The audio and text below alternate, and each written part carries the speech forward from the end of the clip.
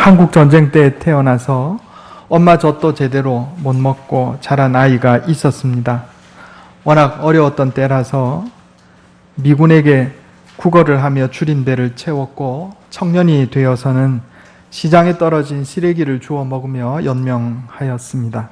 그가 군에 가게 되었는데 군 생활하는 가운데 예수님을 만나고 신앙생활을 하게 되었습니다. 예수님을 믿고부터 이 청년에게 놀라운 변화가 일어났습니다. 그 이전까지는 워낙 어렵게 살았기 때문에 항상 세상을 부정적으로 보고 나는 아무것도 할 수 없어 이렇게 생각을 했었는데 예수님을 만나고 난 이후부터 마음에 확신이 생겼습니다. 하나님께서 나와 함께 하셔. 하나님께서 나와 함께 하시면 어려워도 해낼 수 있어. 이런 마음을 가지게 됐어요. 그래서 이분이 군에서 제대한 후에 배운 것도 없고 가진 것도 없었지만 제약회사 영업직으로 직장 생활을 시작했습니다. 일을 배우고 사람을 만날 때마다 온갖 어려움이 있었지만 하나님께서 나와 함께 하셔. 그 믿음 가지고 버텨냈어요. 10여 년 동안 열심히 일해서 실적을 올려서 어느덧 그 회사의 사장의 자리에까지 올라갔습니다. 그리고 그가 이끌던 이 회사는 어느새 수십 개 나라에 수출을 하는 국제적인 제약회사로 성장했습니다.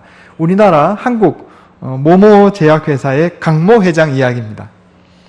실제로 있는 얘기입니다. 그는 자신의 성공 비결을 사람들이 물어올 때마다 항상 똑같이 대답한다고 합니다. 하나님을 의지하고 최선을 다하면 아무리 어렵고 상황이 힘들어도 해낼 수 있습니다. 이렇게 대답을 한다고 그래요. 우리 속담에 걷는 사람 위에 뛰는 사람이 있고 뛰는 사람 위에 나는 사람이 있다고 했습니다. 요즘에 여기 하나 더 붙였다 그랬어요. 그죠? 나는 사람 위에 누가 있어요? 붙어가는 사람. 나는 사람 위에 붙어가는 사람이 있다. 그런데 세상 사람들은 부모에게 붙어서 금수저, 은수저, 권력자에게 붙어서 낙하산, 이럴지 몰라도 우리 그리스도인들은 누구에게 붙어야 되겠어요? 하나님께 붙어가는 사람. 자, 오늘 설교 제목이 하나님의 인도하심을 따라 삽시다 이랬는데 이걸 좀 재밌게 표현하면 하나님께 붙어갑시다 이런 얘기입니다. 하나님께 붙어갑시다. 뛰는 사람 위에 나는 사람, 나는 사람 위에 하나님께 붙어가는 사람. 오늘 본문 말씀은 이스라엘 백성들이 시내산에서 머물면서 하나님으로부터 세 가지 선물을 받고 난 후에 이제 가나안 땅을 향해서 새로 가는 여정을 그리고 있습니다. 시내산에서 있었던 일은 하나님과 이스라엘 백성 간의 영적인 결혼식이다. 제가 그런 말씀 드렸어요. 하나님께서 이스라엘 백성들에게 세 가지를 주셨는데 뭐죠? 첫 번째, 십계명. 둘째, 성막. 세 번째, 예배제도, 제사제도. 세 가지를 선물로 주셨어요. 그리고 하나님께서 지시하신 대로 이스라엘 백성들이 성막을 만들었습니다. 그리고 바로 이 성막 위에 하나님의 영광이 임재했는데 낮에는 구름기둥으로, 밤에는 불기둥으로 하나님께서 성막 위에 임재하셨습니다. 물론 출애굽 때도 불기둥, 구름기둥이 있었는데 성막 위에 임재하신 건 아니었어요. 성막이 없었으니까 하나님께서 이제 성막 위에 임재하셨다 하는 겁니다. 그리고 오늘 본문 말씀에 하나님께서 구름기둥이 성막 위를 떠올라서 진행해 가면 이스라엘 백성들 그대로 따라갔고 또 머물러 있으면 이스라엘 백성들 어디 가지 않고 그 진영이 그대로 머물렀다. 이렇게 성경이 기록하고 있습니다. 오늘 말씀을 통해서 우리가 어떻게 하면 하나님의 인도하심을 따라 살 수 있는지 한번 살펴보려고 그럽니다. 첫 번째는 시선을 지키는 겁니다. 따라해 보겠습니다. 시선을 지킵시다. 한번 생각해 보세요. 이스라엘 백성들은요, 성막을 항상 봐야 했습니다.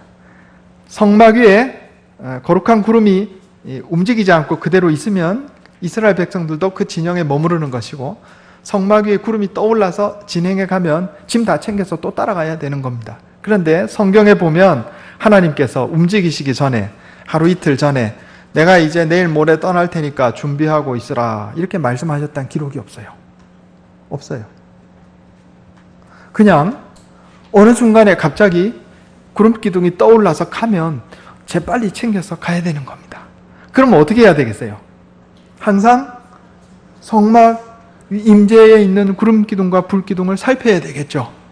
지금 성막 위에 그냥 계신지 떠올라서 어디 가시는지 살펴야 되는 겁니다. 시선을 항상 하나님께 집중하고 다른 데로 돌리지 말아야 된다, 이런 얘기입니다. 까딱 잘못하면 어려워지는 거예요. 제가 10여 년 전에 중국 북경에 여행 간 적이 있습니다. 부목사로 섬기던 때 교역자 수련회로 중국 북경에 갔어요.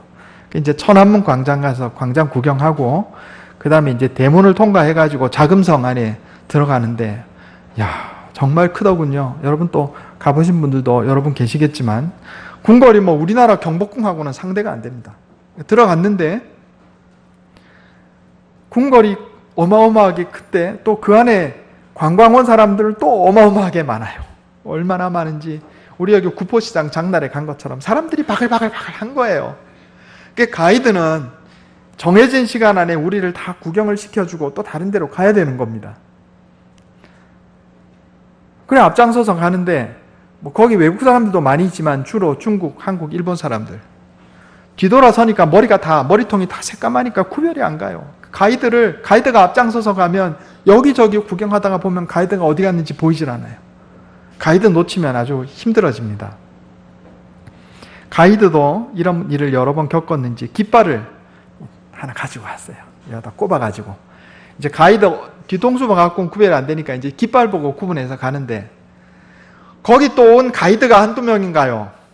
가이드도 또 수십 명, 수백 명이에요. 사람이 뭐 수천 명 있으니까. 그러니까 그것도 참 쉽지가 않더라고요. 항상 어디 가서 구경을 하다가도 가이드 깃발 어딨나 살펴봐야 돼요. 그런데 우리 인생이 그래야 한다, 이런 얘기입니다. 하나님의 임재를 따르는 삶, 하나님의 인도하심을 따르는 삶이란 우리가 살아가면서 뭘 하다가도 하나님께서 어디로 가시는가, 이걸 살펴야 돼요. 영국이 가장 이 영광을, 번영을 누렸던 때가 빅토리아 여왕 시대 때였다고 합니다. 이 빅토리아 여왕 시대 때 영국이 전 세계를 누비면서 식민지를 개척하고 나라가 부흥했는데 선박 제조 기술이 덩달아 발전을 했습니다. 이 빅토리아 여왕 시대에 영국의 선박에 특징이 있다고 그래요. 특징이 뭐냐면 거대한 나침반입니다. 갑판 위에다가 나침반을 큰 걸 하나 만들어다 놓고, 또 하나 뭐냐면 돛대 위에 그 한 사람 올라가서 망 보는 데 있지 않습니까? 거기다가 또 나침반을 설치해 놨다고 그래요. 그런데 바로 이 배가 대서양을 횡단하는 그런 배가 하나 있었는데, 한 번은 거기 탄 승객이 선장한테 묻습니다. 선장님, 이 배에는 갑판에도 나침반이 있고 돛대 위에도 나침반이 있는데 선장님 가만 보니까 한 번씩 돛대 위에까지 올라가서 돛대 위에 나침반을 보고 내려오시는데 갑판 위에 나침반 보면 되지 왜 돛대 위에까지 올라가십니까? 그러니까 선장이 대답하기를, 예, 선생님 아시다시피 우리 배는 철선입니다. 쇠로 만들어진 배입니다. 또 여기저기 쇠로 만들어진 기구가 있는데 아무래도 갑판 위에 있는 나침반은 쇠 조각의 영향을 받게 되어 있습니다. 나침반이 조금만 잘못돼도 배가 긴 거리를 항해하는데 오차가 커지는 거예요. 그렇기 때문에 배에 쇠 조각의 영향을 받지 않는 돛대 위에까지 올라가서 한 번씩 나침반을 확인해야 목적지에 정확하게 도달할 수 있습니다. 이렇게 대답했다고 합니다. 여러분, 우리가 인생을 살아가면서 하나님의 위치가 어디이신지 정확하게 확인하는 나침반을 가지고 계십니까? 돛대 위에 나침반 같은 게 하나 있어야 돼요. 주님 앞에 나와 예배드리는 시간이 돛대 위에 나침반 같은 시간입니다. 우리가 일주일에 한 번씩 교회 나와서 예배드릴 때마다 내 시선을 하나님께로 향하고 내가 지금 바로 가고 있는지 교정하는 시간이 되는 겁니다. 내가 저녁마다 침상에서 하나님 앞에 기도 올릴 때마다 내가 지금 바로 가고 있는지, 내가 내 시선이 하나님을 똑바로 따라가고 있는지 확인하는 시간이 되는 것이다 하는 겁니다. 요즘 수요일에 예수님의 비유에 관해서 공부하고 있습니다. 지난번에 예수님의 비유 중에 눈에 관해서 배웠어요. 눈. 눈은 몸의 등불이니 그러므로 내 눈이 성하면 온 몸이 밝을 것이요 그랬습니다. 사람의 눈이 밝아야, 영적인 눈이 밝아야 인생길 어둠을 헤치고 바로 걸어갈 수 있다, 이런 뜻이다 말씀을 드렸습니다. 그리고 눈이 밝아지는 방법이 두 가지 있다 그랬어요. 기억나세요? 성경에 사람 눈이 밝아지는 방법이 두 가지가 나와요. 하나는 뭐죠? 하나님의 말씀을 배우면 눈이 밝아집니다. 또 하나는 뭐죠? 죄를 지으면. 의미가 달라요. 하나님 말씀을 배우면 성결한 지혜를 얻어서 영적인 눈이 밝아지는 거고, 죄를 지어서 눈이 밝아지는 것은 간사해지는 겁니다. 사람이 간사해지는 거예요. 얘들이 엄마 아버지한테 와갖고 거짓말할 때 눈 보면 눈이 반짝반짝해요. 쥐새끼처럼 반짝반짝합니다. 여러분 쥐눈 본 적 있어요? 쥐눈. 군대 있을 때 쥐 많이 봤습니다. 쥐가요 눈알이 새까맣니다. 그리고 얼마나 반짝거리는지 몰라요. 쥐가 똑똑하대요. 또 굉장히 똑똑하답니다. 쥐가 얼마나 똑똑하냐면 사람이 쥐다 그러면 쥐라는 말을 알아듣는데요. 그만큼 똑똑하답니다. 그래서 쥐 이 소리가 들리면 가만히 있는답니다. 자기 말하는 줄 알고. 우리가 하나님 말씀을 배워서 내 심령에 간직하면 영적으로 지혜로워져서 성결한 지혜를 갖게 되는데, 자꾸 사람이 죄를 지으면 간사해져요. 쥐처럼 강교해지는 거예요. 예수님께서 특별히 영적인 난시에 대해서 경고하셨습니다. 눈은 몸의 등불이니, 그 말씀하시고 난 다음에 바로 무슨 말씀하셨냐면, 한 사람이 두 주인을 섬기지 못할 것이니 혹 이를 미워하고 저를 사랑하거나 혹 이를 중히 여기고 저를 경히 여기거나 할 것이라. 사람이 하나님과 재물을 겸하여 섬기지 못하느니라 그랬어요. 눈 얘기하다가 갑자기 왜 두 주인 얘기가 나올까요? 예나 지금이나 사람 눈이 나쁜 게 세 가지가 있다 그랬어요. 수요일에 다 했던 얘기입니다. 근시, 원시, 난시 세 가지예요. 근시는 뭐예요? 가까운 거 보이는데 먼 거 안 보이는 거. 원시는 가까운 거 안 보이고 먼 거가 잘 보이는 거. 난시는 뭐예요? 가까운 것도 안 보이고 먼 것도 안 보이는 게 난시예요. 난시가 까다롭습니다. 제가 난시예요. 난시. 안경 벗으면 여러분 두 사람이 겹쳐서 보입니다. 한 사람으로. 난시의 특징이 뭐냐면 사물이 겹쳐서 보이는 거예요. 예수님께서 말씀하신 것은 이 영적인 난시에 관한 이야기입니다. 하나님하고 다른 존재가 겹쳐서 보이는 거예요. 나는 하나님을 섬긴다 하는데 사실 하나님을 섬기는 게 아니고 돈을 섬기고 있어. 하나님 따라가는 것 같은데 사실 못 따라가고 있어요? 돈 따라가고 있어요. 하나님 따라가는 것 같은데 명예 따라가고 있어. 하나님 따라가는 것 같은데 권세 따라가고 있어요. 이게 영적인 난시예요. 우리가 이걸 잘 구분해야 됩니다. 내가 혹시 영적인 난시가 아닌가? 하나님하고 재물이 지금 겹쳐 있지 않나? 우리의 시선을 잘 지켜야 된다, 이런 얘기입니다. 두 번째는 순종입니다. 따라해 보겠습니다. 순종합시다. 민수기 9장 22절 23절 다시 한번 읽어보겠습니다. 같이 읽겠습니다. 민수기 9장 22절 23절 시작. 이틀이든지 한 달이든지 1년이든지 구름이 성막 위에 머물러 있을 동안에는 이스라엘 자손이 진영에 머물고 행진하지 아니하다가 떠오르면 행진하였으니 곧 그들이 여호와의 명령을 따라 진을 치며 여호와의 명령을 따라 행진하고 또 모세를 통하여 이르신 여호와의 명령을 따라 여호와의 직임을 지켰더라. 아멘. 오늘 민수기 9장 15절에서 23절 본문에 15, 16, 17, 18, 19, 20, 21, 22, 23 9절인데 여호와의 명령을 따라 이 이야기가 8번 나옵니다. 8번. 9절에 여호와의 명령을 따라 이게 8번 나와요. 순종하라, 이런 얘기입니다. 오늘 본문 말씀은 하나님께서 이스라엘 백성들을 광야길에서 보호하시고 인도하셨음을 증언합니다. 그런데 주의해야 할 것이 있어요. 막상 광야길을 걸어간 것은 이스라엘 백성들 본인이었다, 이런 얘기입니다. 두 발로 걸어갔어요. 하나님은 전지전능하신 분이시기 때문에 엘리야 선지자를 데리고 가신 것처럼 말이에요. 오리바람이 일어나가지고 불병거와 불말을 불러가지고 이스라엘 백성들 다 실어가지고 가나안 땅으로 데려가실 수 있겠어요, 없겠어요? 있는 능력이 있으시죠.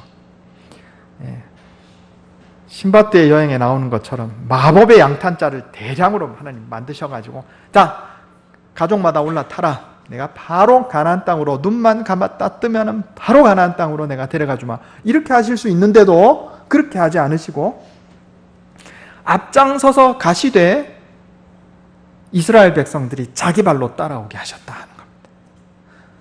하나님께서 우리 인생길을 인도하시지만 내 발로 걸어야 하는 겁니다. 따라해 보겠습니다. 내 발로 걸어야 한다. 왜 그렇게 하시는가? 하나님의 백성답게 만드시려고. 그래서 고난의 광야길을 걷게 하신다 하는 겁니다. 그래서 하나님의 인도하심을 따라갈 때 제일 중요한 게 뭐냐면 내 발로 걸어가는데 하나님 말씀에 순종해서 가는 거예요. 아까 말씀드린 것처럼 언제 구름기둥이 성막에서 떠오를지 몰라요. 항상 주시하고 있어야 하고 구름기둥이 성막에서 떠오르면 바로 즉시 짐 챙겨라. 그리고 가야 되는 겁니다. 기차놀이 해보신 적 있나요? 어릴 때? 기차놀이 먼저 가위바위보 해서 이긴 사람 뒤에 진 사람이 허리를 껴안고 붙습니다. 그죠? 그 다음에 가위바위보 하는 수도 있고 어떤 게 있어요? 두세 사람 붙어 있으면 그 다음부터 상대방의 꼬리를 잡으면 이기는 겁니다. 그러면 그 기차가 또 내 뒤에 붙는 거예요. 그렇게 해서 마지막 한 팀이 남을 때까지 하는 건데 자, 기차놀이 할 때 제일 힘든 사람이 누굴까요? 맨 앞에 있는 사람일까요? 맨 뒤에 있는 사람일까요? 맨 뒤에 있는 사람. 맨 앞에 있는 사람이 이쪽으로 커브를 살짝 틀어도 맨 뒤에 있는 사람은 이만큼 돌아야 돼요. 발바닥에 불이 나도록 뛰어다녀야 돼요. 제가 이 말씀을 왜 드리냐면 광야 생활은요, 기차놀이하고 비슷해요. 지도자는 항상 하나님의 거룩한 구름이 어디에 있는지 확인해야 됩니다. 그래서 성막 위에서 구름이 떠올랐다. 그러면 바로 야, 짐 챙겨. 이렇게 해가지고 따라가야 되는데 지도자가 깜빡 졸았어. 15분 늦었어. 그러면 맨 뒤에 따라오는 사람은 어떻게 돼요? 죽도록 고생하는 겁니다. 비슷해요. 한 가정이 하나님 말씀에 즉각 순종하면 가족들이 고생을 덜 합니다. 그런데 가장이 즉각 순종하지 않고 세워라, 내워라, 내 다음에 할게요. 이렇게 하든가 말씀하신 대로 순종하지 않고 자기 생각 적당하게 섞어가지고 그래 따라가면 누가 고생하겠어요? 가족들이 고생하는 겁니다. 가족들이. 교회 목사가 하나님 말씀에 즉각 순종하고 말씀대로 순종하지 않고 자기 생각 섞어가지고 지 맘대로 가면 누가 고생하겠어요? 성도들이 고생하는 거예요. 성도들이. 나라의 지도자가 하나님 말씀 무시하고 자기 마음대로 가면 누가 고생하겠어요? 기차 맨 뒤에 붙어있는 서민들이 고생하는 거예요. 그래서 내게 맡겨진 직책이 중할수록 더욱더 하나님 말씀에 즉각 순종, 그대로 순종. 따라해 보겠습니다. 즉각 순종, 그대로 순종. 자기 생각 섞으면 안 돼요. 그게 하나님을 따라가는 삶입니다. 인간의 판단으로 지루하고 무의미해 보이는 오랜 시간 기다림이 있을 수도 있어요. 오늘 본문 말씀 보면 하나님의 구름이 성막 위에 머물러 있을 때가 짧으면 이틀, 길면 1년. 이거 언제 뜰지 알 수가 없어요. 어제 여기 도착했는데 갑자기 하루 이틀 지나가지고 갑자기 구름이 떠올라요. 그러면 그동안 여행하느라 힘들었어도 빨리 챙겨서 가야 되는 거예요. 즉각 순종. 그리고 그대로 순종. 참 신앙인은 내 삶의 리듬에 하나님을 끼워 넣는 자가 아니라 자기를 부인하며 하나님의 시간에 자신을 철저히 복종시키는 자입니다. 순종이란 하나님의 시간에 나를 맞추는 것이고 하나님 말씀에 나를 맞추는 게 순종이다. 이런 얘기입니다. 그래서 우리 주님 예수님께서 누구든지 나를 따라오려거든 자기를 부인하고 자기 십자가를 지고 나를 따를 것이니라 그랬습니다. 하나님을 따르는 것은 순종입니다. 세 번째는 사명입니다. 따라해 보겠습니다. 사명을 감당합시다.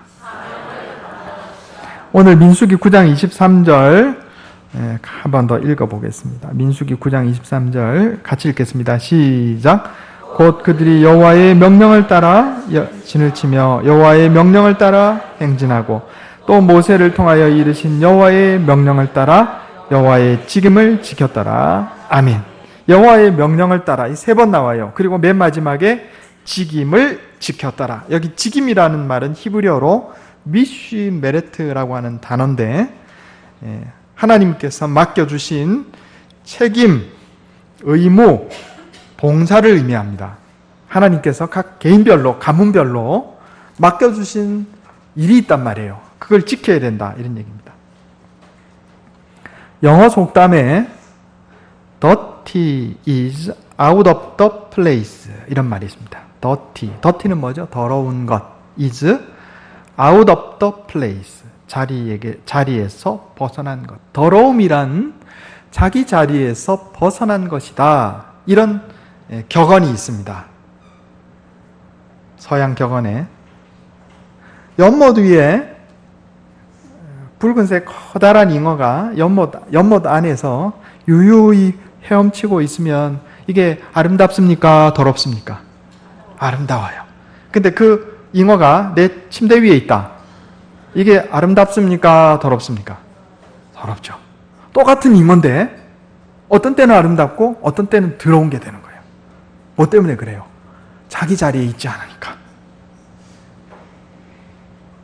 지렁이가 과수원 나무 아래 그늘진 땅에 지렁이가 많이 살면 아름답습니까? 더럽습니까? 아름답죠. 아름답진 않나요? 어쨌든 선한 거예요. 그죠? 근데 그 지렁이가 우리 방바닥에 막 기어다닌다. 아름답습니까? 더럽습니까? 더럽잖아요. 그거예요. 여호와의 직임을 지켰다라 하는 이야기는 하나님의 백성들이 자기 자리를 지키는 겁니다. 남편이 가정에서 가장의 자리를 지키지 않고 바깥에 나가서 딴 여자랑 산다. 아름답습니까? 더럽습니까? 그거 더러운 거예요. 아내가 남편 품에 있지 않고 바깥에 나가서 다른 남자 품에 안겨있다. 아름답습니까? 더럽습니까? 그거 더러운 거예요. 그리스도인들이 교회 나와서 예배드리는 것은 아름다운 모습이요. 그리스도인들이 술집에 가서 술 마시고 있는 것이 아름답습니까? 더럽습니까? 더러운 거예요. 그거예요. 직임을 지킨다는 건 그런 거예요. 내가 아름다운 삶을, 직임을 지켜서 아름다운 삶을 살고 있는가? 내가 있어서는 안 될 자리에 있어서 하나님 보시기에 더럽고 추한가? 한번 생각해 봐야 됩니다. 하나님의 인도하심을 따라 사는 것은요, 내게 주어진 자리를 지키는 겁니다. 우리에게 저마다 주어진 자리가 있습니다. 그것은 우리 임의대로 버리고 떠날 수 없는 거예요. 직장, 가정, 교회, 직장, 사회, 주어진 자리에 최선을 다하며 사는 겁니다. 때때로 인내가 필요하고 노력이 필요합니다. 가치 있는 것은 우리가 그 자리를 지키는 것이다 하는 겁니다. 오늘 말씀을 통해서 하나님께서 우리에게 세 가지를 말씀하고 계세요. 하나님의 인도하심을 따라 사는 삶이란 무엇인가? 우리의 시선이 항상 하나님을 따라가는 거예요. 둘째로 순종하되 즉각 순종, 그대로 순종하는 거예요. 그리고 하나님 내게 주신 자리를 지키는 거예요. 이것이 하나님의 인도하심을 따라 사는 삶입니다. 그리고 그런 자에게 하나님께서 복을 주십니다. 하나님의 인도하심을 따라 복받는 인생 사는 저와 여러분 되시기를 예수님의 이름으로 축원합니다. 기도하겠습니다. 하나님, 우리가 하나님의 인도하심을 따라 살기를 원합니다. 내 삶에 영적인 나침반을 두어 항상 하나님을 따라가는 시선을 갖게 해 주옵소서. 여호와의 명령을 따라 행진하였고 여호와의 명령을 따라 머물렀더라 하였사오니, 하나님, 우리도 하나님께서 말씀하시면 즉각 순종하고 그대로 순종함으로 말미암아 주님 따라가는 인생 살게 해 주옵소서. 이스라엘 백성들이 하나님 명령대로 직임을 지켰다 하셨사오니, 하나님께서 내게 주신 사명과 하나님께서 내게 주신 자리를 지킴으로 말미암아 아름답고 거룩한 삶을 살게 해 주옵소서. 그래서 하나님의 인도하심을 따라 사는 삶을 살아 주님 주시는 풍성한 복을 누리고 하나님께 영광 돌리는 복된 인생 사는 우리가 다 되게 해 주옵소서. 이것이 내 힘과 능력으로 되지 않음을 고백합니다. 날마다 말씀으로 나를 깨우쳐 주시고 성령으로 인도하여 주옵소서. 우리 주 예수님의 이름으로 간절히 기도하옵나이다.